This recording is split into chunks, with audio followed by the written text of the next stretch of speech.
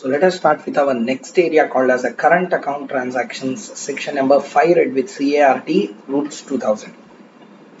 We already covered the concept of capital account transactions. Now we are covering the concept called as a current account transaction. So what is a current account transaction? What is the definition in FEMA? Current account transaction means a transaction current account transaction is a transaction which is not a capital account transaction. So whichever is not a capital account transaction but dealing with a foreign exchange will be called as a current account transaction. It includes the following. We can divide the current account transactions into four branches, but four branches, because these two form part of a same branch. Same part. So first one is a business profession related. Payments in course of a foreign trade, etc. That means import payments, all these things.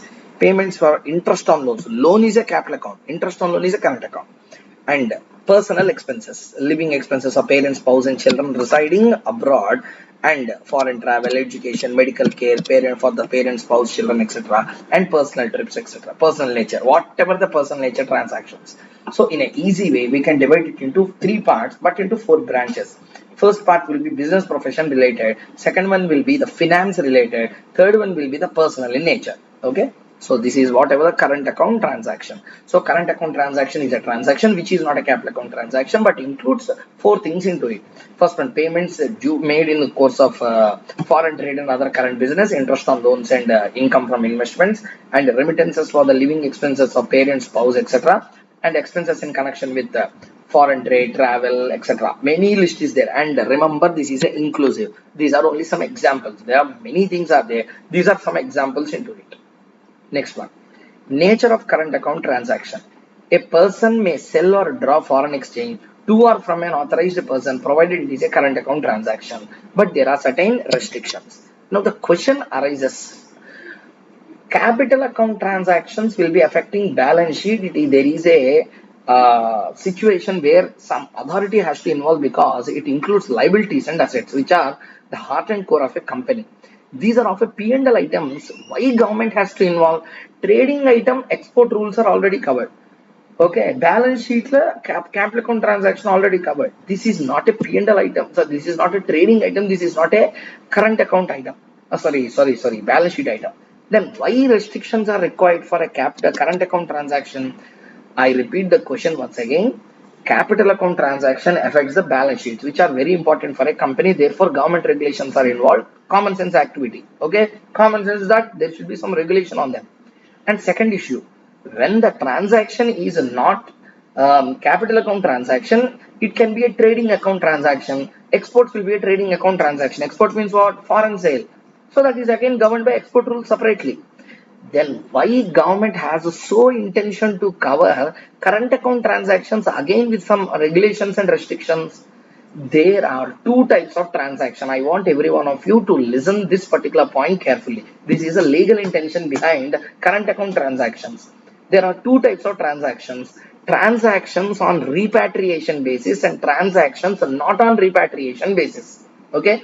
So what is transaction on repatriation, transaction on non-repatriation basis? Example, I purchase the asset outside India. What do you mean by asset outside India? If I purchase assets outside India, I will put it as an investment. Sir, if I purchase assets outside India, obviously I will give it for a rent or a lease because I'm in India. How can I stay there?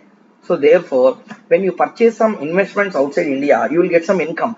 That means though investment is made, that investment generates some income which will come back to India. That means there is a repatriation of proceeds coming back. Okay, whenever you make export has repatriation obviously.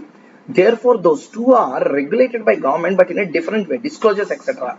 Why current account transactions are requiring restrictions, requiring some regulations? These transactions are non-repatriated transactions. That means the amount what you spend here will not come back.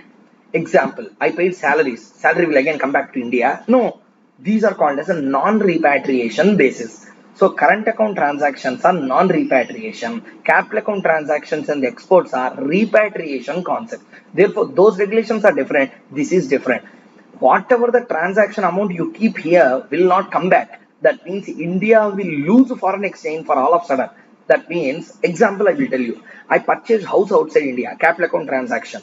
House is an expenditure, but that expenditure results in a rental income, which will be repatriated to India. Realization and repatriation. Okay, that asset is sold. Huge amount of foreign exchange I will get to India. In both cases, there is a repatriation. I taken a loan. I taken a loan. Once I take a loan, that loan will be that loan. For example, I have taken a foreign exchange loan. What will happen once you take a foreign exchange loan? That foreign exchange loan will be converted into rupees and it will be invested in India. In India, that it will be converted into rupees and invested, and the rupee investment will give you a ROI. But current account transactions will not generate any kind of ROI. Current account transactions are a threat to the country's GDP, and current account transactions are threat to the what to say, the foreign exchange reserves in India. Therefore, government is very, very strict about current account transactions. But how that particular concepts will be regulated is a main part of the story we need to understand in this connection. So let us start with that particular concept. Point number one. Current account transactions are permitted unless prohibited. There are three types of current account transactions. Current account transactions that are strictly prohibited, requiring CG approval and requiring RBI approval. Schedule number 1, Schedule 2, Schedule 3. First, keep a clean slate of understanding first. Point number 1. What is the point number 1? First one, strictly prohibited. Second one, CG approval. Third one, RBI approval. This is very important for us. Why? We will be understanding in next 10-15 minutes. And one thing, this is a revision session. I just don't want to show my entire knowledge to you and waste your time. So, for easy understanding, I want to first convey the basics and main points inside. First one, strictly prohibited transactions, remittance out of income from lottery winnings, remittance out of income from racing, riding and other hobbies, remittance for purchase of lottery tickets, band magazines and football pools, payments made when dividend balancing is applicable, export commission on RSC route, payments for callback services, interest on NRSRS account, travel payment to Nepal and Bhutan, payment to a person resident in Nepal and Bhutan. How many are there totally? 9. Actually, what is the situation? These two are separate transactions, but I clubbed with the prohibitions for easy understanding since this is a revision session. Okay, so first one, strictly prohibited. Simply one point, don't use any kind of, that means you should not purchase foreign exchange out of an unproductive source of income in India. Lottery winnings, racings, riding and other hobby is not a productive income generated in India. That means you have generated such an income in India which is a non-productive source which shall not generate and contribute to GDP. From that, don't purchase any kind of foreign exchange. First two transactions and third one, there is a huge difference. First two transactions, non-productive income generated in India, that unproductive income you are trying to convert into foreign exchange, I will prohibit you. And third one will be, I am not having unproductive income in India, I am having a productive income in India, but I am trying to purchase a foreign exchange for the purpose of a non-productive source outside India. That means, first situation, I got lottery in India, I want to convert. Don't convert. You are not possible to get converted. And remittance out of income from racing riding. You got racing riding income here. You can get, no problem. But don't convert it into foreign exchange. Next one. Third one is remittance for purchase of a lottery tickets in a foreign country. There are certain lottery tickets, band magazines. Don't purchase lottery tickets outside India. Football pools and sweepstakes. Sir, what is this football pool? It has nothing to do with a swimming pool. What is this football pool all about? Football pool is a gambling done on football games and matches. Whenever football match is done, there will be a gambling that is going on. Sir, why only football? Why not cricket and other hockey? Many things are there. Why? Internationally, football is one of the most popular and one of the most recognized sport throughout the globe, except in India. So therefore, but many people in India are interested in football matches and football games. They may gamble on that on an online basis. Therefore, football pool, sweepstakes. What is a sweepstake? Sweepstake is also like a gambling and betting game. That betting games are also not allowed. Sweepstakes is not a chit fund. Sweepstake has nothing to do with the chit funds, etc. Sweepstake means it is something related to card games and which is having a gambling, etc. And best example of a sweepstake will be bumper boxes. That means, what is this bumper box? Bumper box means I will be giving you certain what to say, certain papers where I will write certain things into that. A coupon will be given to you. Drop it into a box. I will pick up a lottery draw. So this will be generally done when you purchase some TVs, etc. But I'm not talking about that. Generally, they will take a lucky draw. A bumper draw will be taken out.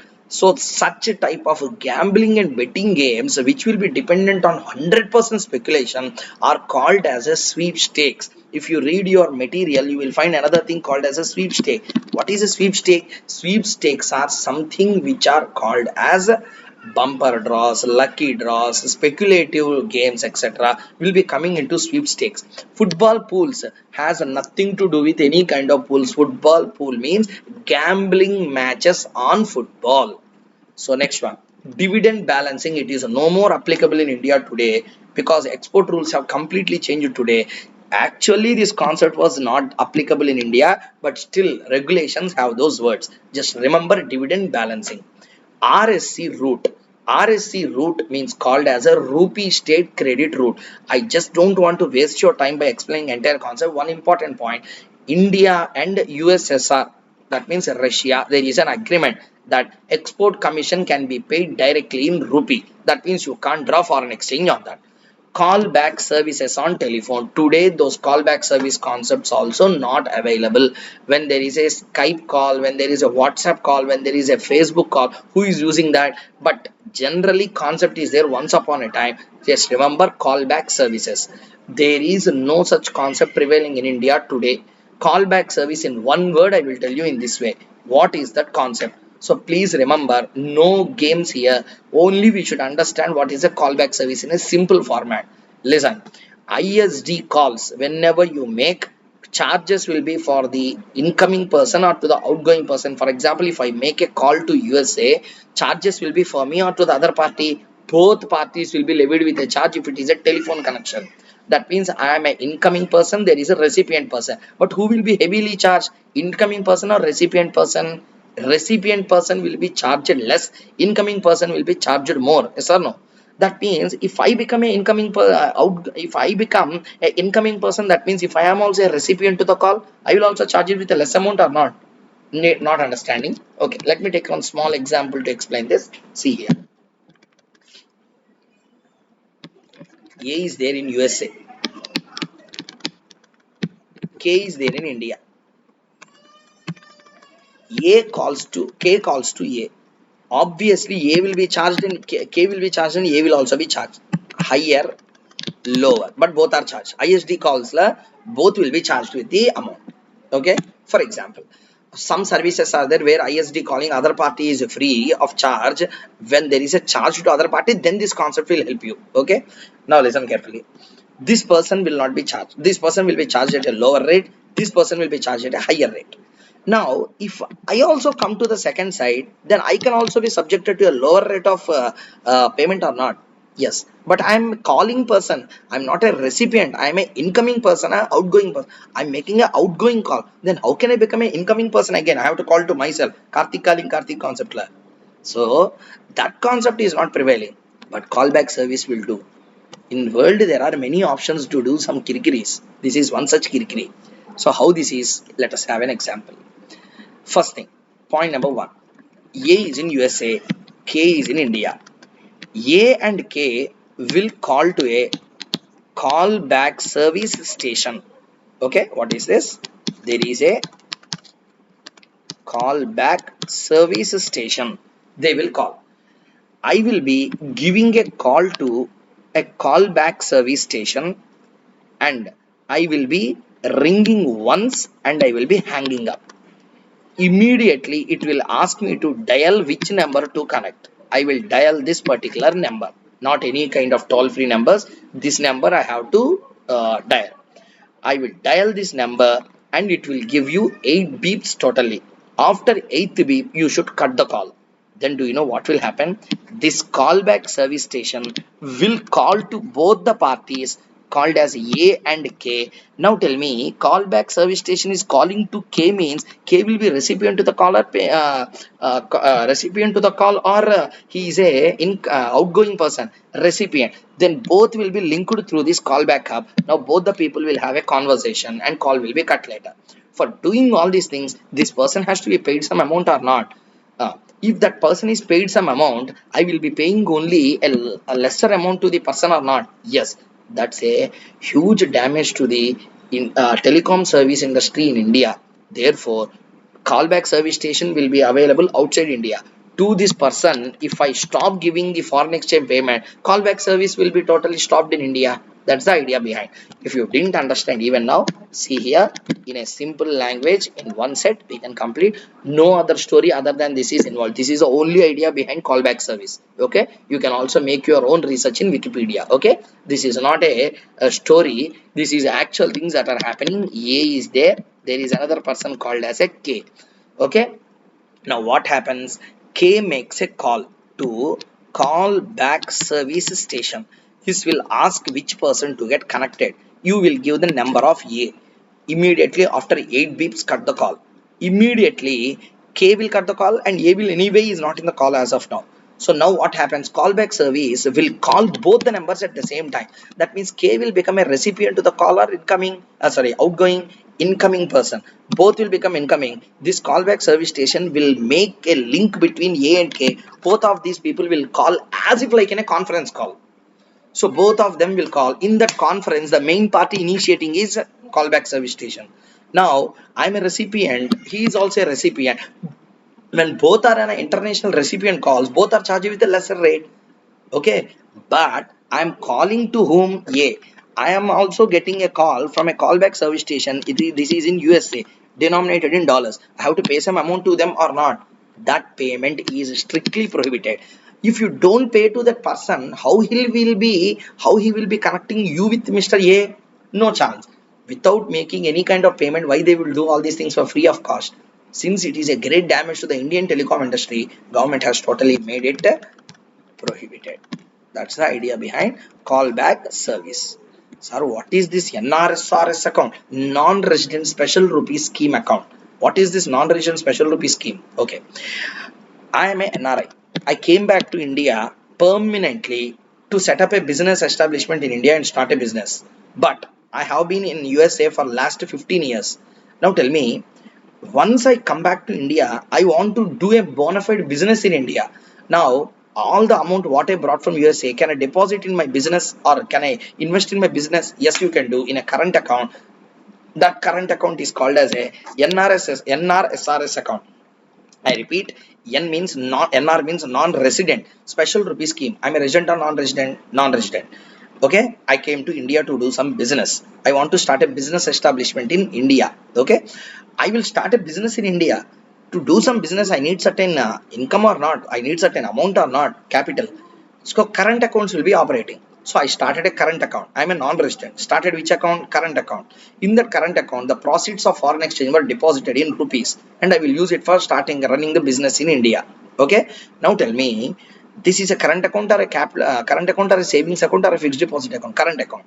Tell me first. On current accounts, will we pay interest? No. అదే వాడు చెప్పేది. Interest pay చేస్తే ఇంత ఎగరేస్తంత అంటున్నాడు. So interest should not be paid on NRSRS account because it's a business bona fide account which is of a current account in nature. Don't pay any kind of interest in that. And Nepal, Bhutan, both cases, you should not pay in foreign currency to any person resident in Nepal, Bhutan, and you should not pay for travel to Nepal, Bhutan in any foreign currency because they accept rupees. As simple as that. Next issue. These are all central government permission required transactions. First one, I have merged and rearranged the points in such a way for easy understanding. Look at here first.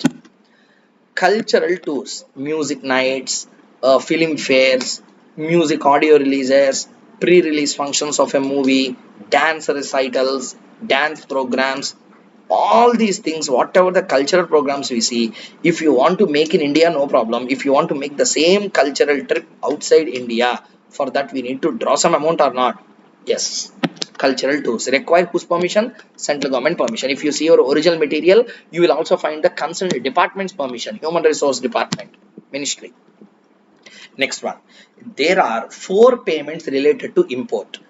Import, freight, insurance, detention charges, container detention charges. I repeat, whenever there is an import, there will be 4 types of payment. First one will be import payment. Second one will be freight payment. Third one will be insurance payment. P&I club means protection and indemnity, insurance payment. And fourth one will be detention, container detention charges. So once repeat all the 5. There are totally 9. In that 5 we completed just like that. Number 1 will be cultural tour. Number 2 will be 4 types of transactions. Import, freight, first import payment, freight payment on import, container detention charges on import, and P&I payment. P&I means protection and indemnity club. Membership fee will be paid instead of insurance premium, that insurance premium. So next one. I am a transport operator in India. Okay, I will plan a trip, like make my trip concept, I will plan a trip. A agent of me will be there in USA. Okay, that person will be USA resident, USA national. US national person will be there. He will be taking all the people and he will show all the important location and tourism spots. For that I have to pay some amount or not? I should pay in which currency? Their currency being dollars. For that you can pay with the government permission. Payment of commission to the agents abroad. Next one. Hiring charges for the transponders of the TV channels and internet service provider. Next one. These two are important. If you want to make any prize money payment or sponsorship payment, example. There are 2 examples I can give. BCCI announced $2 lakh prize money to those who win the World Cup. World Cup will be conducted. Example, World Cup conducted in England. Example, let us take like that. World Cup conducted in England. BCCI said that those who ever win the man of the series or man of the match, that person will be awarded with $2 lakh. Now tell me, there is a prize money payment. Prize money payment is made by international sports body or national level sports body, national level sports body. Okay. In that case, no permission required. No approval required. Next one. Now, payment is not made by the sports body. Payment is made other than by sports body. For example, Oppo Mobiles India Private Limited announced a prize money of $2 lakh. Okay. In that case, it is exceeding $1 lakh. Central government permission is required. If it is not exceeding, central government permission not required. Advertisement expenditure, where there are 5 conditions. First, there should be advertisement in a foreign print media. Print media is not properly regulated. Okay, therefore that is only covered. Okay, first one. Advertisement expenditure in a foreign print media made by a central government, state government, or public sector undertaking exceeding $10,000, and that advertisement should be other than for tourism, international bidding, and foreign investment. Then only central government permission is required. Next one. Transactions requiring RBI approval. These areas, whatever we are seeing, now the doubt will come, sir, when current account when we go to the capital account transaction way back, whatever we discussed, capital account transactions are those transactions which alters assets and liabilities of a person. In that there are 3 categories: prohibited, permitted, freely permissible. Freely permissible, no approvals required. Okay, keep it aside. Strictly prohibited, you cannot do. Keep it aside. Remaining will be RBI approval. Why here CG approval, RBI approval, 2 approvals are required?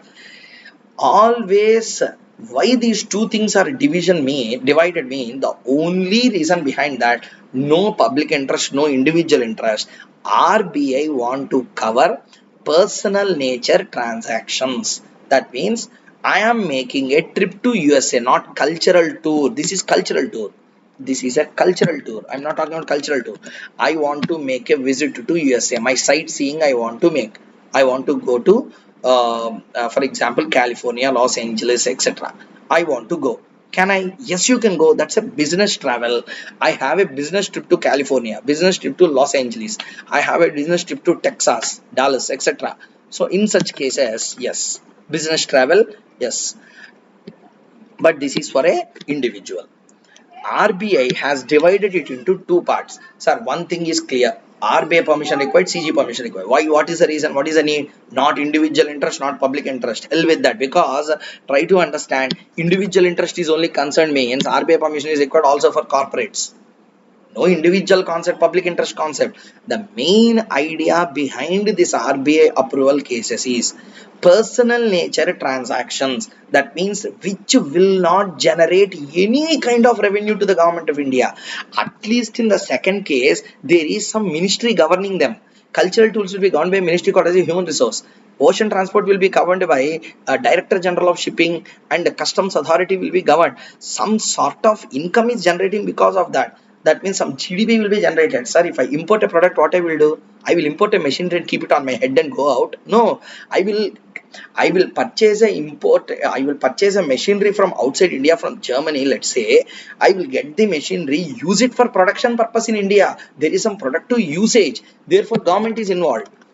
Okay, no kind of any kind of benefit is there because of the transaction. Chatta transactions I am doing, all kachra transactions I am doing. In such case, yes, see here, you are making your own personal business travel. Business travel may either give a gain or a loss, or the trip may be useless at the end of the day. Private visits to Nepal, any country other than Nepal, Bhutan. Why you are making private visit? Nee visit వాళ్ళు ఏంటి ఉపయోగం?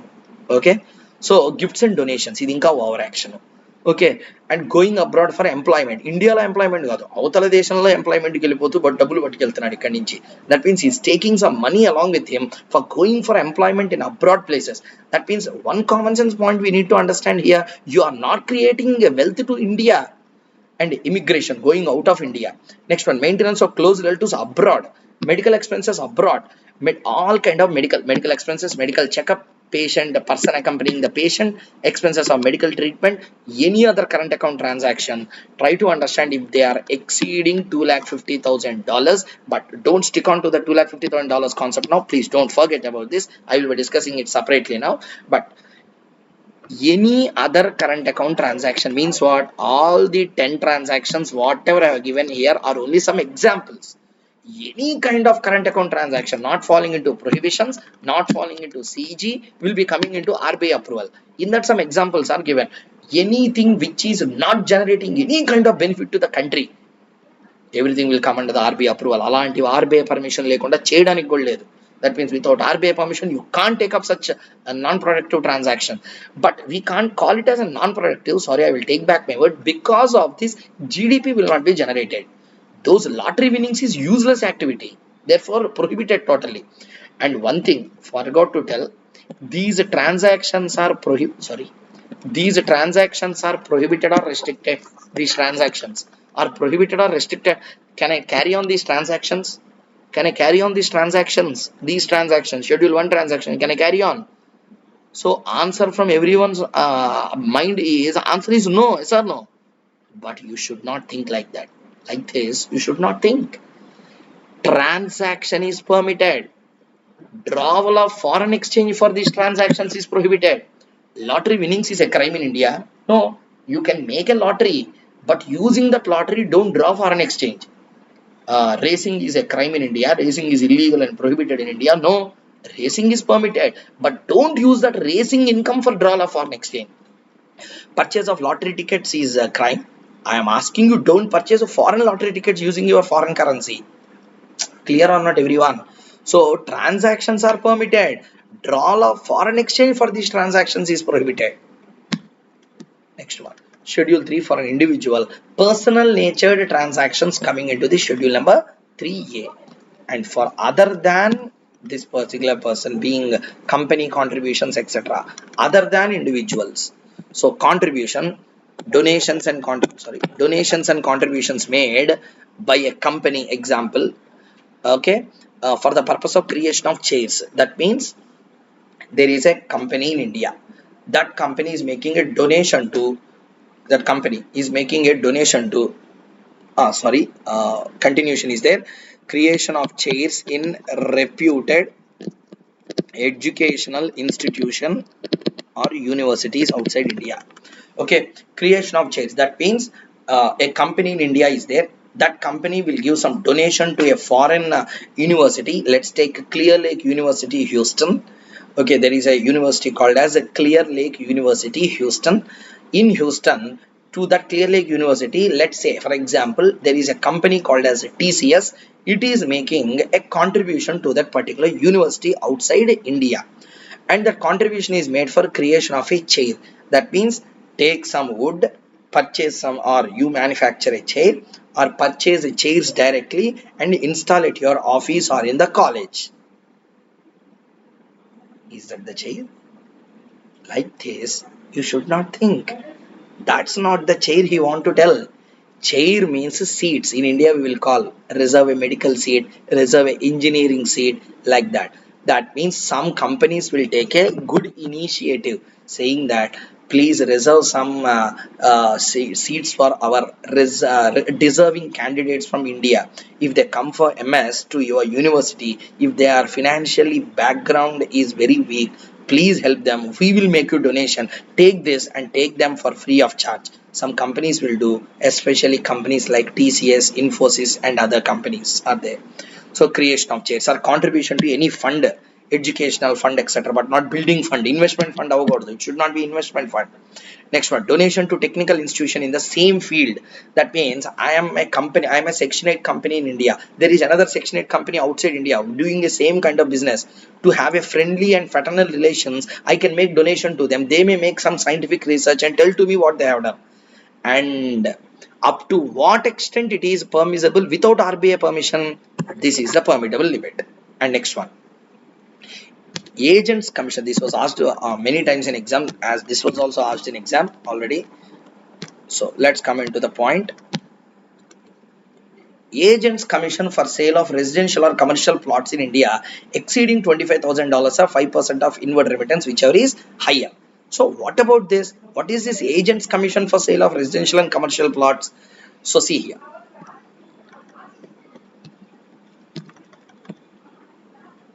Let's see, for example,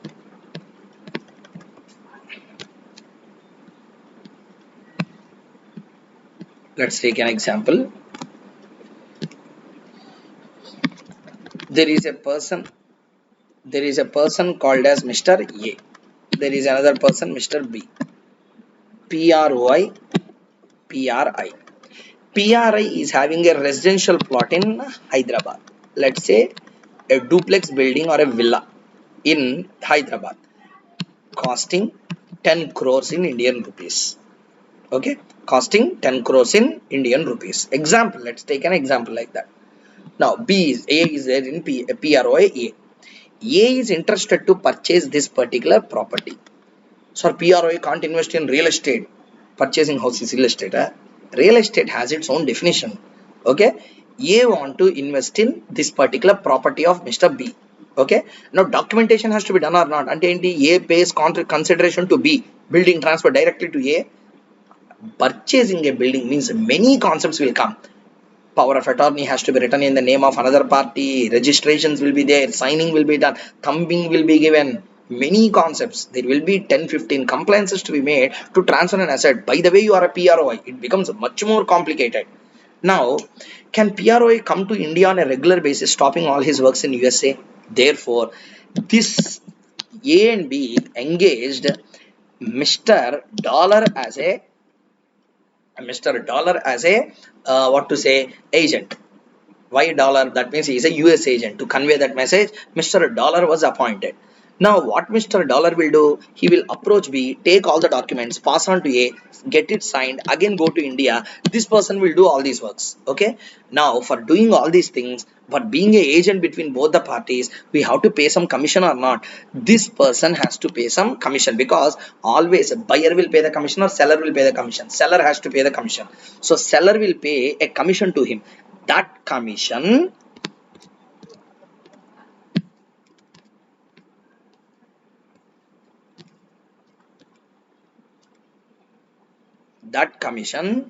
if it is exceeding $25,000 or 5% of the inward remittance, whatever you get as a sale proceed, whichever is higher, up to that extent, if it is not higher, up to that extent freely permissible. Beyond that amount, it is requiring the RBI approval. Now I will ask you one question. Please see here. In the given case,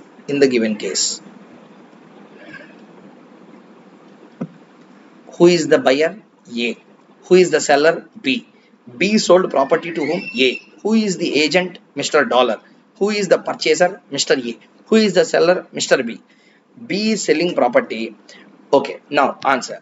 I want to pay him, for example, inward remittance. Let us take it is example sake. Let's say it is 10 lakh dollars. Example, 10 lakh dollars is an inward remittance I receive. Into this, how much percent I can pay? 5% or 5% I can pay. So this 5%, 10 lakh rupees is a amount. On the 10 lakh rupees, there is a 5% amount. Okay, that 5% amount come to some amount which I have to pay to him. That means this 10 lakhs is paid in dollars. Dollar 10 lakhs into 5%. It will come to some amount. Everyone, I think I am clear up to here. Let's say $50,000 or 25,000 or $25,000, whichever is higher. That means out of how much amount I can pay without any permission? 50,000. Now I want to pay 60,000. B want to pay 60,000 to A. How much? $60,000 to not A, to the Mr. Dollar. Now tell me, RBI permission is required or not? Very much required. Like this, you should not think, because transaction is with a other than individual, then only this will get attracted. Whatever I have given example is for an individual. For that, any other current account transaction will get attracted. Okay, so examination lo jagrata egripotar teda kodite. So try to understand, this is a non-individual transaction, then these limits will be applicable. Now you can interchange A limited, B limited, then it will become a good example for you. Okay, 5% of the inward remittance or $25,000, whichever is higher. That means whichever is higher, 50,000 in our example. Up to $50,000, no permission. Beyond 50,000, permission of RBI is required. Consultancy service, infrastructure consultancy, software consultancy. Infrastructure consultancy exceeding 1 crore required. Software consultancy exceeding 10 lakh dollars. So this is the current account transactions concept. But one important concept is there, that's called as liberalized remittance scheme. Though not applicable specifically for the exam, I just want to make everyone aware of this concept called as a liberalized remittance, which is applicable for paper 6D, not for paper 4. For paper 6D, this is applicable. So what is this liberalized remittance scheme? Liberalization, relaxation. What relaxation you have given? So here, persons under FEMA are divided into two categories. One will be person resident in India, another one will be the person resident outside India. Person resident in India again divided into two parts. Persons are not divided, their transactions are divided into capital account, current account. Person resident outside India, capital account and current account. Person resident in India, permitted, prohibited, permitted, prohibited, permitted, prohibited, etc. Liberalized remittance scheme is not applicable to PROI. Therefore, no LRS to them. Then LRS to whom? Resident persons only. Okay. This is applicable only for the resident individuals. Okay. And this PRI should be individual. This LRS cannot be given to firms, HUF, etc. Okay, it's only given only to the PRIs being individual, resident individuals. Okay, first there is a CAT, there is a CRAT. Now let's zoom and try to understand this. CAT will be of two types: permitted, prohibited. CRAT also two types: permitted, prohibited. Permitted requires RBI CG. Okay, LRS scheme is brought by RBI, not by central government. Therefore, only RBI transactions are coming into LRS. What is RBI transaction? First, go back to the concept. We completed capital account transactions. We completed current account transactions. Capital account transactions are divided into three. First one, freely permissible. Second one, strictly prohibited. Third one, requiring approval of RBI. Those RBI permitted transactions we already covered in our classes of transactions, limits will be provided, all those things. And current account transactions, permitted, prohibited, just now we completed. Capital account, current account transactions are three: prohibited, CG, RBI. Those RBI concepts. So permitted la RBI. LRS cannot be given to CG. LRS can be given only to the RBI released transactions. So for one individual, for one financial year, per financial year, per individual, including the family members, for one financial year, not exceeding $250,000, capital account transaction, that means summation of capital account transaction and current account transaction and one financial year plus individual being a resident plus a family member not exceeding dollars 2,50,000. No permission is required for RBI. Okay, even though if it is $50, CG permission is required. If it is $2,50,000 or more, sorry, if it is more than $2,50,000, then only RBI permission is required for capital and current account transaction for one financial year by a resident individual along with his family members not exceeding 2,50,000. No permission. If it is exceeding, permission is also required. This is all about the concept of liberalized remittance scheme. For paper number 6D, case laws, everything will be given as a separate video. Okay, so at that time we will be discussing much deeper about how the cases will be asked in exam with regard to the LRS scheme. This is what I want to convey out of this particular concept in session. So next video we will be covering up the judiciary aspects of FEMA. Thank you very much.